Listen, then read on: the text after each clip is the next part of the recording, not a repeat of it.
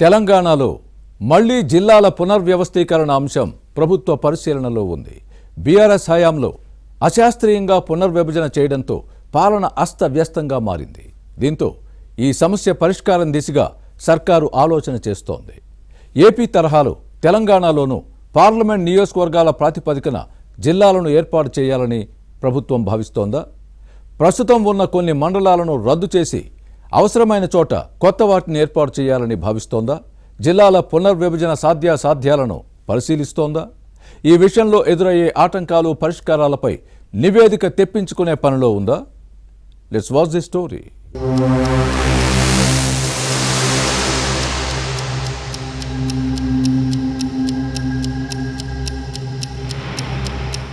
తెలంగాణలో జిల్లాల పునర్వ్యవస్థీకరణ అంశం మళ్లీ తెరపైకి వచ్చింది. బీఆర్ఎస్ హయాంలో కొత్త జిల్లాలు, రెవెన్యూ డివిజన్లు, మండలాలు ఏర్పాటయ్యాయి. పరిపాలన సౌలభ్యం పేరుతో అప్పట్లో చేసిన జిల్లాల విభజన అస్తవ్యస్తంగా జరిగిందనే విమర్శలు వచ్చాయి. రాజకీయ అవసరాల కోసం బీఆర్ఎస్ పాలకులు తమ ఇష్టారాజ్యంగా వ్యవహరించారన్న విశ్లేషణలు లేకపోలేదు.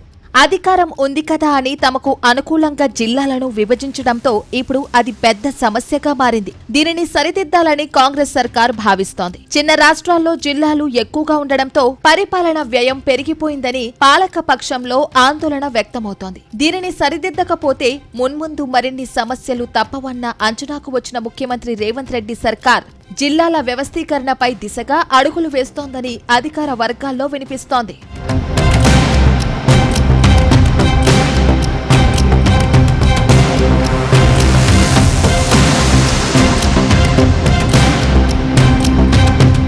ప్రస్తుతం ఉన్న జిల్లాలను కుదించాలని కాంగ్రెస్ ప్రభుత్వం ప్రతిపాదించింది. మరికొన్ని కొత్త మండలాలు, రెవెన్యూ డివిజన్లను ఏర్పాటు చేయడంపై సర్కార్ ఫోకస్ చేసిందన్న చర్చ సాగుతోంది. వాస్తవానికి అధికారంలోకి వచ్చిన కొత్తల్లోనే ముఖ్యమంత్రి రేవంత్ రెడ్డి జిల్లాల సంఖ్యను కుదించేందుకు సంకేతాలు ఇచ్చారు. కానీ ఆ తర్వాత ఈ అంశం చర్చలో లేకుండా పోయింది. దీంతో అంతా మర్చిపోయారు. కానీ ఇటీవల ప్రభుత్వ పెద్దలు దీనిపై దృష్టి పెట్టారన్న చర్చ మొదలైంది. సరిగ్గా అదే టైంలో ఈ నెల 6 మంత్రి పొంగులేటి శ్రీనివాసరెడ్డి శాసనసభలో ఈ అంశంపై ప్రకటన చేయడంతో దీనికి ప్రాధాన్యత ఏర్పడింది.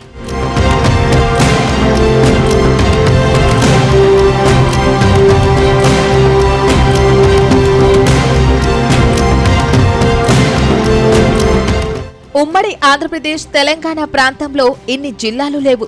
2014 జూన్ 2న ప్రత్యేక రాష్ట్రం ఆవిర్భవించింది. అప్పట్లో 10 జిల్లాలు, 48 రెవెన్యూ డివిజన్లు, 466 మండలాలతో తెలంగాణ రాష్ట్రానికి తొలి సీఎంగా బాధ్యతలు చేపట్టిన కేసీఆర్ 2016లో జిల్లాలు, మండలాలు పునర్వ్యవస్థీకరించారు. రాష్ట్రంలోని పూర్వపు 10 జిల్లాల్లో హైదరాబాద్ను మినహాయించి ఆదిలాబాద్, కరీంనగర్, నిజామాబాదు, ఖమ్మం, వరంగల్, మెదక్, మహబూబ్ నగర్, నల్గొండ, రంగారెడ్డి జిల్లాలను విభజించారు. 33 జిల్లాలు, 68 రెవెన్యూ డివిజన్లు, 584 మండలాలుగా మార్చారు.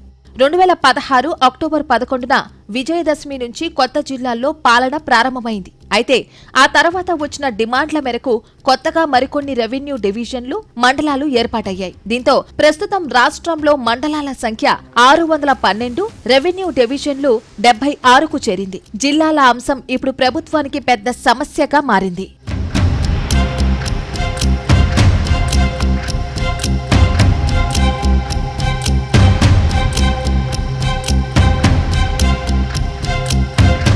అయితే జిల్లాలు, మండలాల పునర్వ్యవస్థీకరణ శాస్త్రీయంగా జరగలేదని కాంగ్రెస్ మొదటి నుంచి విమర్శిస్తోంది.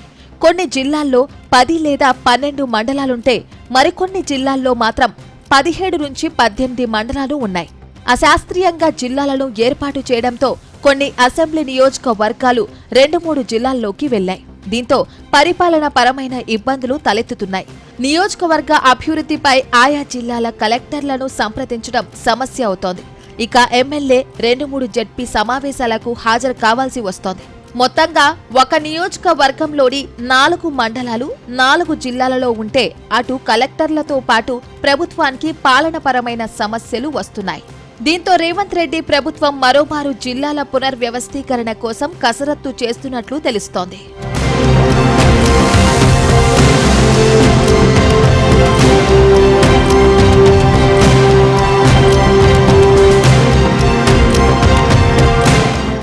ఆంధ్రప్రదేశ్ తరహాలో పార్లమెంట్ స్థానానికి ఒక జిల్లాను ఏర్పాటు చేసే ఆలోచనతో ఉన్నట్టు ప్రచారం జరుగుతోంది.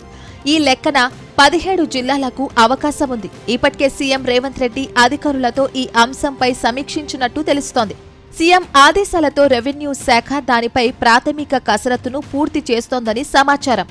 మరోవైపు జనాభా ప్రతిపాదికన జిల్లాలను పునర్వ్యవస్థీకరించే అంశాన్ని పరిశీలించినట్టు అధికార వర్గాల్లో. అయితే ఈ ప్రక్రియకు జోనల్ వ్యవస్థ అడ్డంకిగా మారే అవకాశం లేకపోలేదన్న చర్చ సాగుతోంది. 33 జిల్లాల ఆధారంగా తెలంగాణలో 7 జోన్లు, 2 మల్టీ జోన్లు ఏర్పాటు చేశారు. దీని ఆధారంగానే ఉద్యోగాల నియామకాలు, పదోన్నతలు, బదిలీలు జరుగుతున్నాయి. జిల్లాలను కుదిస్తే జోన్లను మార్చాలి, పరిధి మారుతుంది. దీనికి కేంద్రం ఆమోదం కావాలి. వీటన్నిటినీ అధ్యయనం చేసి జిల్లాల కుదింపు, సాధ్యాలు, ఆటంకాలకు ఉన్న పరిష్కారాలతో నివేదిక ఇవ్వాలని సంబంధిత అధికారులను సీఎం ఆదేశించారని తెలుస్తోంది. ఈ ఏడాది మార్చిలో జరిగే శాసనసభ బడ్జెట్ సమావేశాల నాటికి జిల్లాల పునర్వ్యవస్థీకరణ నివేదిక ఇవ్వడానికి అధికారులు చేస్తున్న కసరత్తు దాదాపు పూర్తి కావచ్చింది. ఆ నివేదిక ఆధారంగానే జిల్లాల కుదింపుపై ప్రభుత్వం తుది నిర్ణయం తీసుకునే అవకాశం ఉందని భావిస్తున్నారు. ఈ విషయంలో ఏం జరుగుతుందో చూడాలి.